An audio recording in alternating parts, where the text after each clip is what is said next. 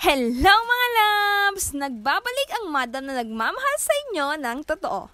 Pasensya na nga kayo kung ngayon lang ulit ako nakapag-upload ng mga video. Medyo naging busy kasi ang mga nakaraang araw ko at ngayon lang ako naging bakante kaya ngayon lang ako nagkaroon ng chance para makapag-video muli. Pero ganun pa man, tara! Samahan niyo muli ako sa buhay pre-service teacher ko.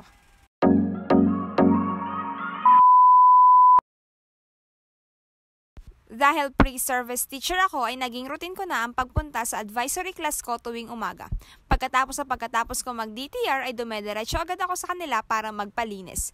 Pagkatapos naman nun ay gumagawa na ako ng mga gawain ko sa school katulad na lamang ng pagre-record at paghahanda ng mga presentation para sa aking pagtuturo. Marami mang mga adjustment na ginagawa kumpara nung buhay college pa lamang ako, ay unti-unti na rin nasasanay ang sarili ko sa gawain ng isang guro. Hindi ko nga lubos akalain na yung mga bagay na sinasabi lamang sa akin ng aking mga dating guro ay mararanasan ko na ngayon. Yung hirap ng isang pagiging guro ay hindi pala talaga biro mula sa pagpe-prepare ng mga lesson plan, presentation hanggang sa pagtuturo. Pero dahil nandito na tayo, hay laban na lang. Sobrang daming ang realization ko tungkol sa pagiging isang guro ay Diyos ko, nakalimutan ko nang i-share sa inyo ang story time ko tungkol sa champuradong ito. Alam nyo ba, nung high school ako, sobrang paborito ko na ang champuradong ito.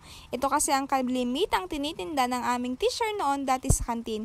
Pero Diyos ko, mabibigla ka na lang talaga sa bilis ng panahon at ganun din sa pagbilis ng presyo ng mga bilihin.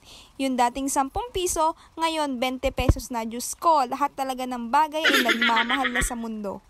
Pagkatapos nga ng aking recess ay bumalik na ako sa aking mga ginagawa. Pakiramdam ko sa mga pagkakataong ito ay motivate na ako sa paggagawa ng aking mga gawain dahil nakakain na ako ng champurado. Hindi po ganun. Inayos ko nga lamang ang mga gamit ko dahil hapon na rin at maya-maya pa ay uwian na rin. Para mamaya pagbalik ko galing sa advisory class ko ay wala na akong lilinisin mga gamit pa. Nang masiguradong ayos na ang lahat ay nagpunta naman ako sa advisory class ko para magpalinis sa kanila.